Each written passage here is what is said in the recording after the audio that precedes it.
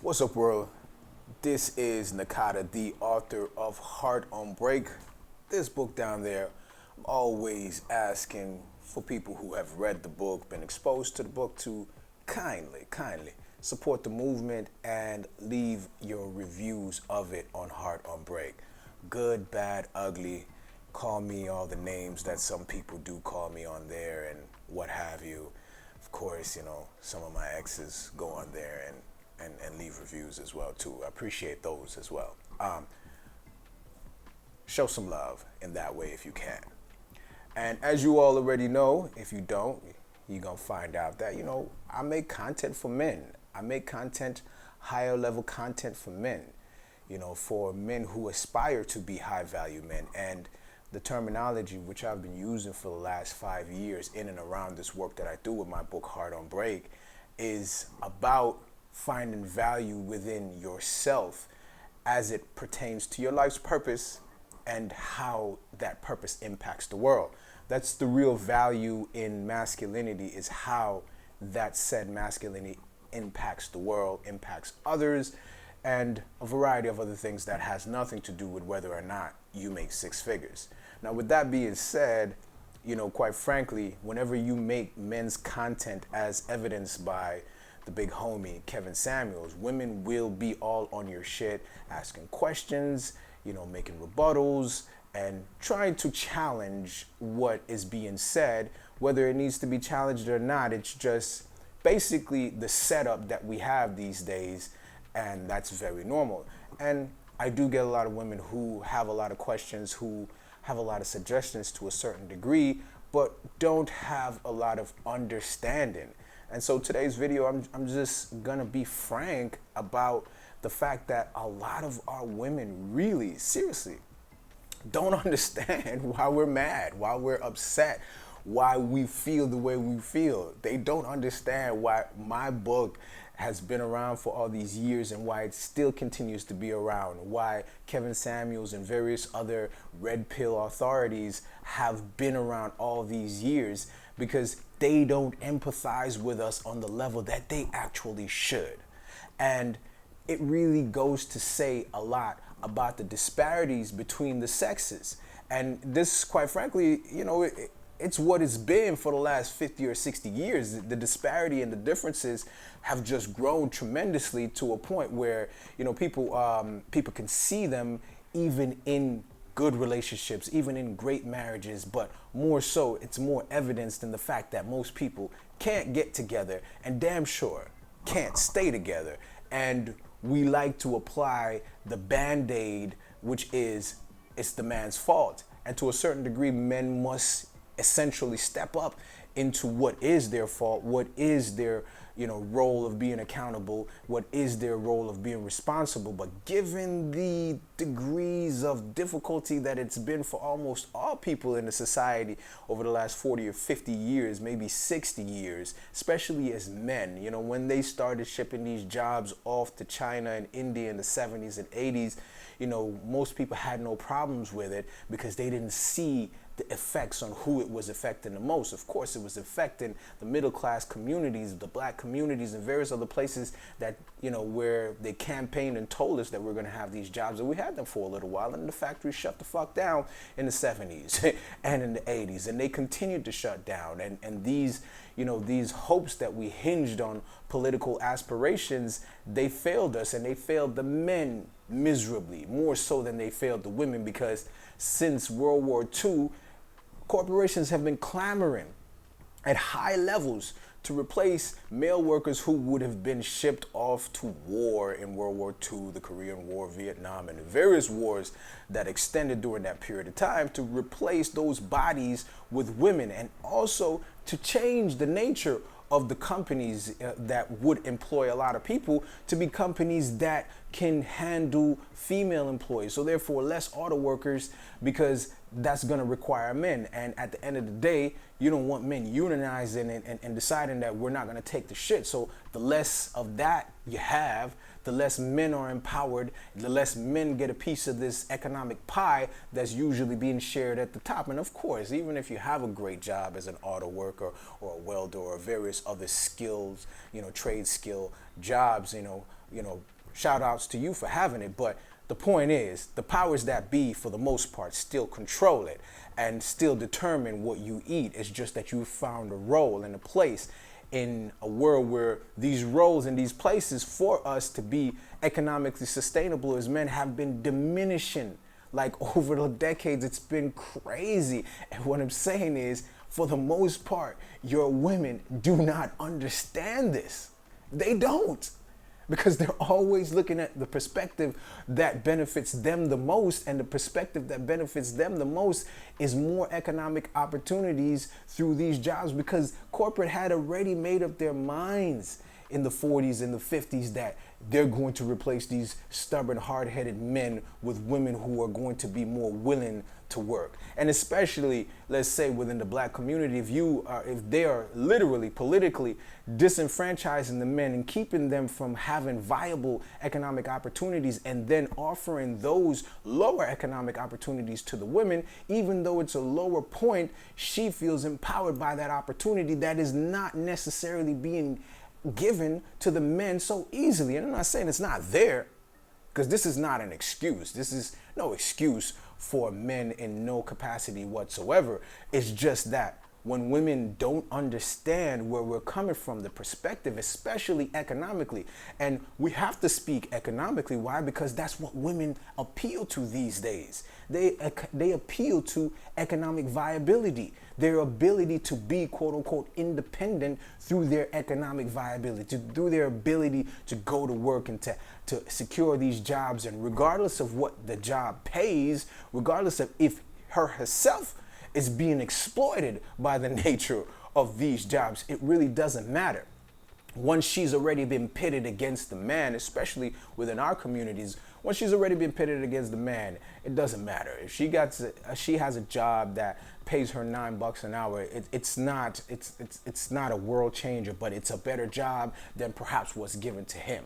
And then we have to consider the socio-economic aspects that go into why men have been disenfranchised on such a large scale, and also the fact that it's happening, it's been happening, and most people are going to ignore it. They're going to ignore it. And even some of my highly intelligent friends who can point out all these economic disparities going back to policy, which of course I'll never disagree with the fact that policies have propped up certain people in the economy, certain people who, the so-called rich, who stay richer. If you've heard, like, just the billionaires last year paid 3.4% tax rate. Even if you made $15, $20 an hour, you're paying way more than that. So we live in a society where policies support the rich getting richer, and that's really where the infrastructure needs to change. That's really where our awareness needs to go to, because that's the only change that's going to be happening. But when policies support one gender making more economic progress within the country, within the society than the other, and that economic opportunity is not really offered all the way down the line throughout all races, throughout all classes, throughout all communities, and people are not really recognizing that these things are pretty much set up like that. It's not saying that I'm here to complain. I'm just here to say the facts of the situation.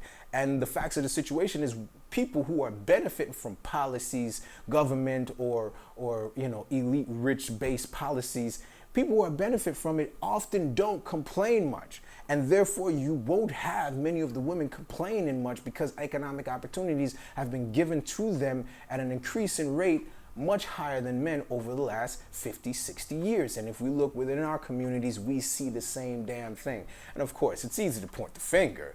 And that's part of the reason why men take their position that they take these days so staunchly, because that's what women literally end up doing, pointing the finger without an understanding of these things, these policies, these economic things, these governmental things that are literally aligning us against each other. And all they think about it is how much they benefit from it. Earned income tax credit, whatever welfare assisted type of things. They look at it and say, well, the government has to do this for me because your ass can't do it, because you ain't this, and because you ain't that. Nah, that ain't what it is. You ain't thinking deep enough. You're not looking deep enough. Because once women start basically saying where they think men should be without an understanding of the economic, the political structures that have literally maligned men into the boxes that we've been in. Like, we have to fight hard to be independent. We have to fight hard to be economically viable. We have to fight hard, compete hard to get these jobs.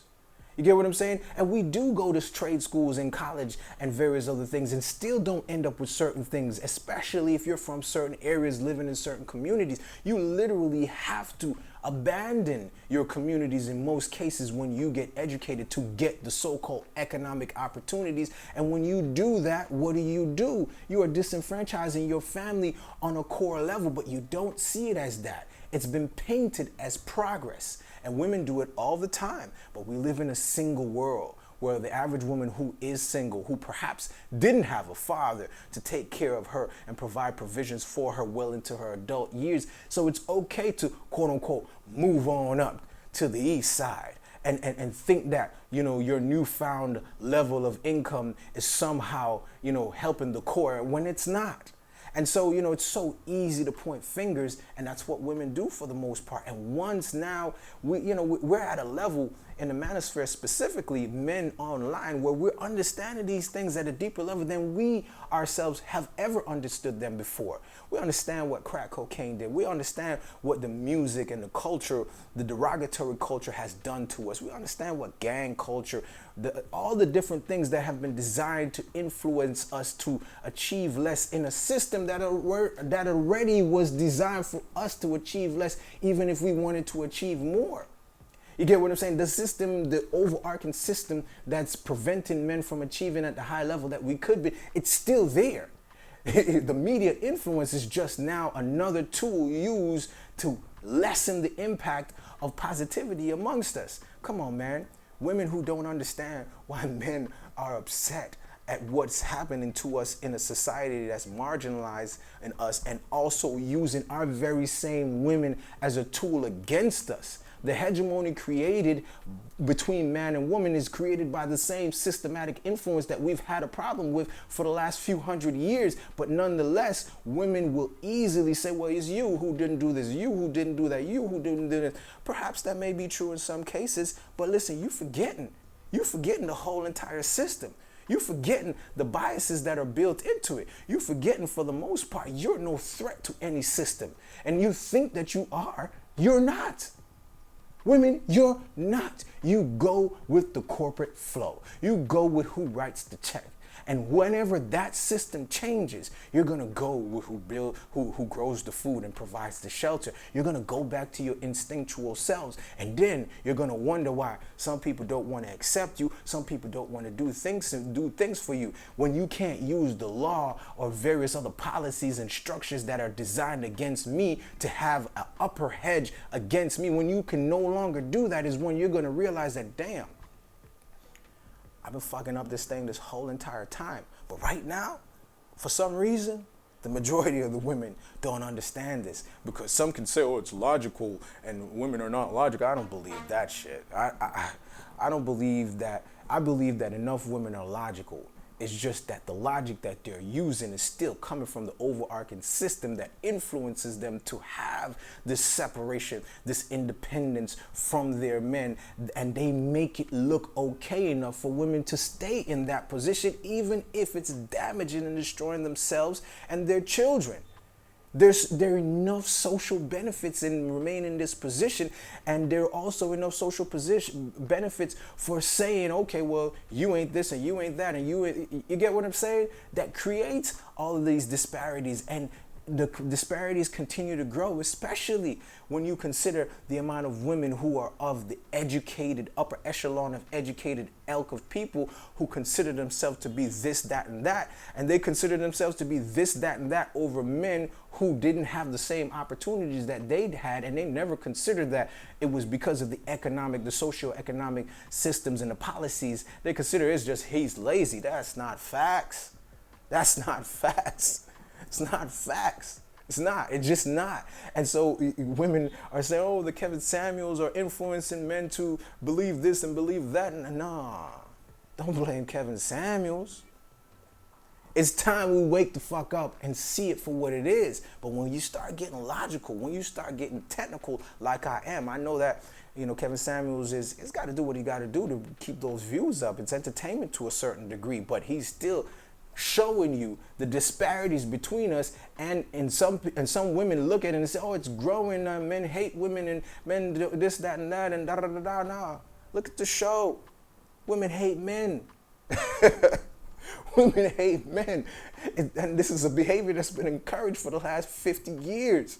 And we are now saying that we see it in all the nuances. We see it in our relationships. We see it in our children. We see it in the economic opportunities that we're getting versus you. Like, we see it and we don't like it. And now when we're trying to rectify ourselves, which is what my work is doing. I can't speak for everybody else's work. I talk about knowing yourself. I talk about in my book, taking a break from relationships to become a better man, to become the man that you're supposed to be versus the man that you've been socio-economically influenced to be, because these influences are so heavy that us trying to ignore them it's futile. It's unrealistic. It's kind of like women ignoring the independent, I can have my own stuff and I could do this and I make my own money. Which woman even if she's feminine by nature and wants to be partnered with a man, it's hard for her to ignore that. That doctrine is in her head, and she behaves like that even if she doesn't intend to. So we behave in the way that we've been influenced to a certain degree. So the break that I talk about in my book and all of my work about really taking a break from not just women, but these influences that are vying for your mind. And so that way you can learn how to be yourself, that you can learn how to resonate with who you truly are. So that way you can activate that aspect of you that will truly lead to the freedom. And the freedom, what we're looking for is a freedom from political and policy and various other governmental structures hindering our growth as men. Because that's the power there. The Bible says what? You bind a strong man if you want to take over the home and you want to take over the family. So you prevent the rise of men being strong. You prevent the rise of men being independent. You prevent the rise of men being self-governed and self-reliant. You prevent that, then you can control the women. And this is typical war politics. It's been going on since the beginning of time. And for countries and nations to come out of war states where they're unified, the men and women have to be unified, which is not happening in our country, which is not happening in our community. And therefore, the men who have taken the position where they see these things and they say, hey, I'm not siding with y'all. I'm not having sex with y'all anymore. I'm not having babies with you guys anymore. I don't even want to be with you. I'm going to go travel to Brazil, to various other different places, and I'm going to find somebody that's feminine. Now, my thing is being a man that's traveled the world, and I've had multiple potential consorts in various different countries across the world. They're all pretty damn westernized. So that means you're trying to move out of America to do things. You're late. You're late to the game, and those are the facts. You're late to the game. And so therefore, they're increasingly westernized, which means that they're going to increasingly have this independent hedge. Like, they've been taught all over the world to be independent of men for the purpose of these power structures that are there to continue to rule, because they can rule when women are independent, because those independent women are going to work for their power structures. Do you understand what I'm saying? And now it becomes a matter of the power structure that they're supporting. And of course, boils down to us too. If we think that we're good and we're great because we make 6 figures a year and we work for a company where there's a history of slavery and marginalization, they don't pay their taxes and they do various other things, and they're doing corporate frauds and supporting people that you wouldn't even vote for, like, you're part of the problem too. But guess what? You're stuck in that vibration of providing, paying bills, and doing all these different things, which is where they want you to be. And once they get your woman in that position as well, then it becomes easier for her to stay on independent island thinking that she doesn't need you. And then when we voice our opinions on the internet, women are wondering why we so mad, why we so bitter. Like, why do men hate women? Like, shit, we've been dealing with the niggas ain't shit, men are all dogs. We've been dealing with that for a long time. And we just let it roll off our shoulders for the most part, and still chose to be with y'all. Still chose to love you guys. Good men who showed up for the job, for those stepchildren of his. Good men who showed up for the job for his own children. Got played to the left. I know, because I've been doing this on the low for a long time. I talk to these men. You can't tell me shit. You get what I'm saying? And I've been one of these men where people who want your love, who want your energy, don't know how to work with you cooperatively, especially when you take the leadership position. And when you absolutely do take the leadership position, that's when the problem ensues. That's when you start having problems with her. Because now you're doing a good job and she doesn't want you to have a power dynamic, which you should naturally have, where she feels less than you because she's been conditioned to feel like she's more than you, because in this socioeconomic system, she already views herself as being more than you. One of the reasons I remember when I was in college, old boy Bill Cosby came and told all the women that they're gonna have to do it by themselves. This was like 2004. What kind of shit is that? I had a problem with it then, but I didn't have the right response. He was dissing the men then. You get what I'm saying? And this is a part of that ilk of educational class that's encouraging these women to do these things. Go get that six-figure dude that works for this particular company, but when a depression or a recession hit, he can't grow no damn food. He's gonna be a bitch just like you. You understand what I'm saying? Doing whatever the fuck the power structure tells him to do. And you are going to end up having to leave him because he has no natural inclinities of being a man. He doesn't know how to do that. Freedom is not a part of it. So when now us men who are getting this kind of understanding that we need to come out of this, and our women don't get it. They want to say, where your money's at? How much money you got? Oh, I got an education from here and there. I got a master's. I got a PhD. Trust me, I grew up in a house with somebody with a PhD. I know how that lingo goes. You feel me? Y'all don't understand why we mad, because you're not digging deep enough. You're still up here in the delusion that's been painted for you. You're not seeing our struggle. You're not empathizing with it. You don't understand that we are at war because somehow, some way, you feel that you're in this economically prosperous position that's being provided to you. You're tooting your horn about shit that does not fucking matter.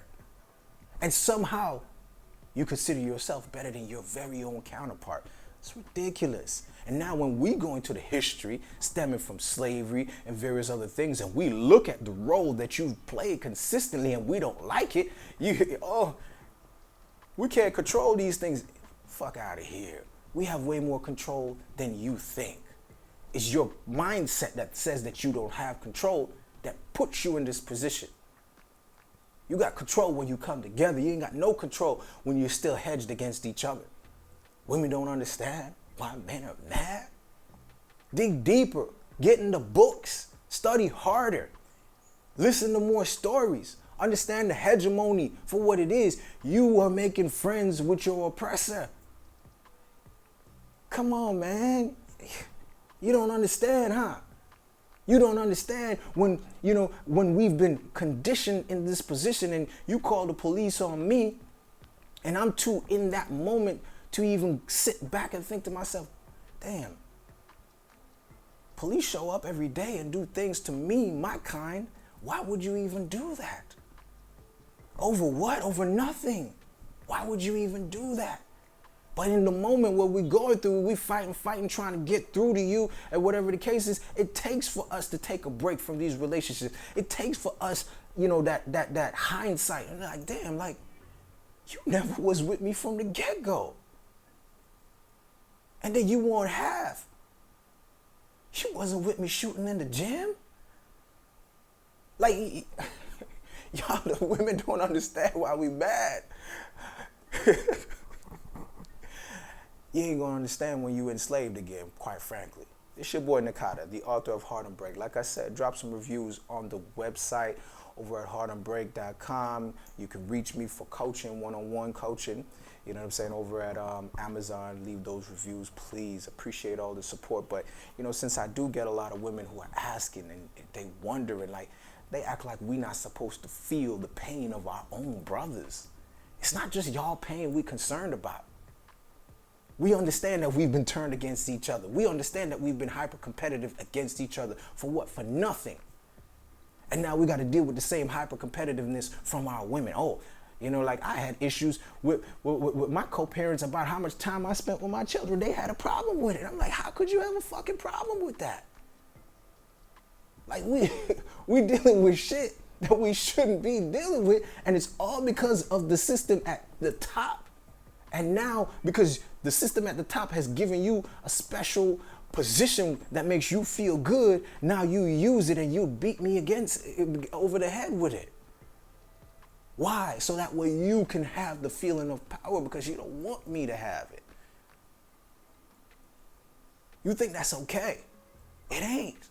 So when you ask why we mad, we got legitimate reasons to be mad, especially some of the men who've been through some of the things that I have. We got real reasons to be mad. You never slapped the shit out of her, but she called the police on you 10 times. But the dude that slapped the shit out of her, where he at? She had his baby. Get the fuck out of here, man. Women need to understand a lot more than what they think they understand at this point. You get what I'm saying? And we're not begging for your empathy or your compassion no more. That's why so many men are dipping on you. That's why you look so good at 32, 34, 38, 39, and 40. You look so good and don't nobody want to marry you. Come on, man. You don't understand. You're going to have to learn.